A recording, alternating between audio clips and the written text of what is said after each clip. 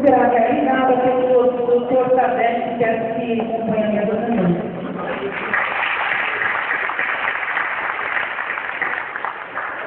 Na sequência, nós teremos o veredito, assim será considerada a manifestação de todos os jurados. Em seguida, nós temos um observador internacional, que já teve aqui nos todos os outros dias, que vai estar aqui junto com os demais, que está acompanhando o trabalho. E assim vamos ter encerrado o nosso gestor, a apresentador do Sérgio Sérgio, que também participou da sessão de ontem. Chamo agora para fazer a apresentação da primeira inscrição, que refere à primeira sessão ao caso do Rio de Janeiro, Roberta Pedrinha.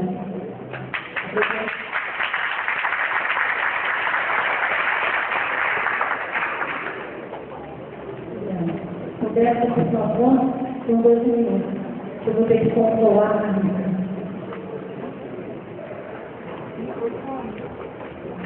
Onde é que está o microfone que você está trabalhando?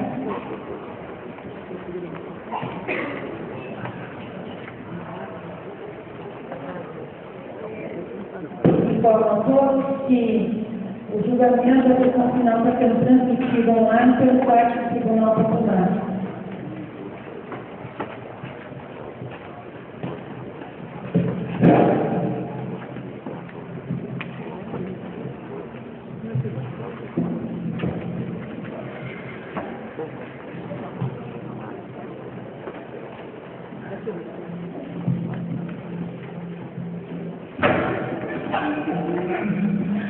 Bom dia a todos. Farei aqui então um breve relato da primeira sessão do Tribunal Popular, caso do Rio de Janeiro, do Complexo do Alemão. Se lembra a vocês que tivemos as considerações iniciais, que foram amarradas o Dr. João Luiz Bock-Pinot, em seguida a isso, a apresentação da contextualização do Rio de Janeiro, pelo Dr. Carlos Nicolino. Ele apontou algumas questões pontuais relativas ao Estado de Direito, a esse Estado Constitucional de Direito que vem sendo infringido permanentemente pelas práticas policiais, especialmente nas comunidades periféricas da cidade, que tentam assim dirimir a conflitividade urbana.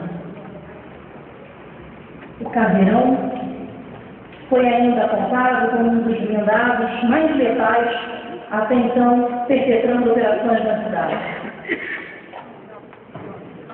O extermínio permanente da população de jovens foi pontuado por Carlos Nicolino como um dos problemas mais graves. Uma população de 5 milhões de jovens, apenas 0,2% deles cometendo atos infracionais. E ainda assim, uma criminalização massiva desse tipo de categoria. Em seguida, nós tivemos também os recolhimentos de testemunhas que, de modo emocionante, colocaram aqui para nós, como foi o caso do José Luiz, a luta de 14 anos pela responsabilização policial em face de um processo criminal a partir do assassinato do seu filho Mário. Assistimos também ao depoimento de Márcio Jacinto, que teve seu filho Henry, de 16 anos, assassinado por policiais, e que contou esse ano, aqui, no Tribunal do Júri do Estado do Rio de Janeiro, com algo quase inédito, a condenação dos policiais responsáveis. E conseguiu, portanto, tirar o estigma que pairava sobre seu filho, de criminoso. Acompanhamos também os relatos do Paulo Roberto. Paulo Roberto, que teve seu filho de 3 anos, teve sua esposa assassinados por operações da polícia perpetradas na cidade do Rio de Janeiro, com 7 disparos. Acompanhamos também o depoimento de uma moradora que há 41 anos reside no Complexo do Alemão, Lúcia, e ela pode então nos contar um pouco da sua experiência nessas comunidades. É importante nós elucidarmos sobre as questões pontuais relativas aos aspectos do caso do Complexo do Alemão para melhor elucidarmos esse caso. O Complexo do Alemão é, sem dúvida alguma, um caso emblemático, um caso particular possível. Inicialmente, pela magnitude dele, esse caso que ocorreu em 27 de junho de 2007, ele teve o apoio da Força Nacional de Segurança da União, da Polícia Militar do Estado do Rio de Janeiro, num contingente de 1.350 homens, na maior mega operação policial militar já perpetrada numa cidade. Acompanhamos ainda a utilização de 180 mil balas, de 1.080 fuzis. Os resultados que nós podemos pontuar mais importantes resultaram em 62 feridos, em 19 pessoas mortas. Foram 8 horas de atuação, de combate dentro dessa comunidade. É importante lembrarmos que o pânico foi conseguido em 2.250 mil pessoas da comunidade. Os crimes cometidos variam desde violação de domicílio, crime de extorsão, crime de dano, crime de furto, crime de lesão corporal. Outros crimes ainda, especialmente mais graves, como os crimes contra a vida.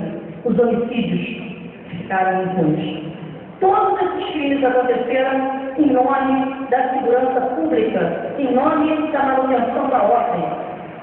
Nós temos que manter, então, essa indignação dessa política de insegurança pública que se coloca na cidade do Rio de Janeiro. O êxito apontado por essa operação, na verdade, incidiu na apreensão de 14 armas, de 50 pequenos explosivos e de algo em torno de 1.000 a 1.500 balas. Na verdade, as casos que evidenciam essa chacina, conhecida na época como chacina do Campo, esse extermínio que foi empreendido, são muitas. Como primeira evidência, a gente pode lembrar e elencar a dificuldade de defesa das vítimas de se colocarem. Os ferimentos nos braços que mostravam, revelavam as posições de autodefesa nas quais as vítimas se colocavam antes de tomar o tiro final. Os tiros nas regiões da nuca e na face, lembrando sempre as execuções premeditadas ou ainda na região torácica, caracterizando, portanto, os pontos letais e os pontos que provocam imediatamente a morte. Os disparos a curta distância, aquilo que nós chamamos de tiros a queima-roupa, os anéis de pólvora presentes na chamada orla de tatuagem, em muitos casos isso não foi identificado, porque as vítimas foram levadas para o Instituto Médico Legal desnudas. Então, atrapalhados, muitos tiveram os corpos lavados, o que atrapalhava a identificação. Os ângulos de 45 graus do tiro caracterizavam ainda que muitas vítimas estavam ajoelhadas, aquilo que nós chamamos de corpo em decúbito, aquele decúbito dorsal que faz que a posição de agachamento interna proporcione uma visão clara de defesa. Além disso, os ângulos de disparo também, daquilo que nós chamamos de crânio dorsal, que são elementos nítidos de identificação de tiros em rajada. Tiros em rajada, caracterizadores, mais uma vez, dessa evidência de execução. Projetos de calibres diferentes, diversas armas encontradas na mesma vítima. A média de disparos por vítima foi de 3,84 projéteis. Mais uma vez, nós percebemos aquilo que é chamado de análise topográfica dos orifícios de entrada das armas, que em 19 dos 19 mortos do Complexo do Alemão, 13 deles tiveram tiros por toda a parte superior do corpo, a parte posterior do tronco. Percebemos ainda que 6 indivíduos dos 19 tiveram tiros na nuca e na face. Em 70 orifícios de entrada de disparo, 54% deles, 70, revelado que as posições todas eram detalhes. Ao término disso, nós constatamos que, na totalidade, 75% dos casos refletiam essa letalidade maior.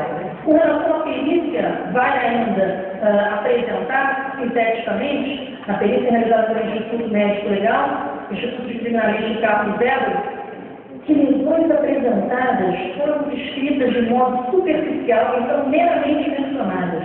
E elas mereciam um tipo de análise mais detalhada, mais meticulosa, que não foi realizada.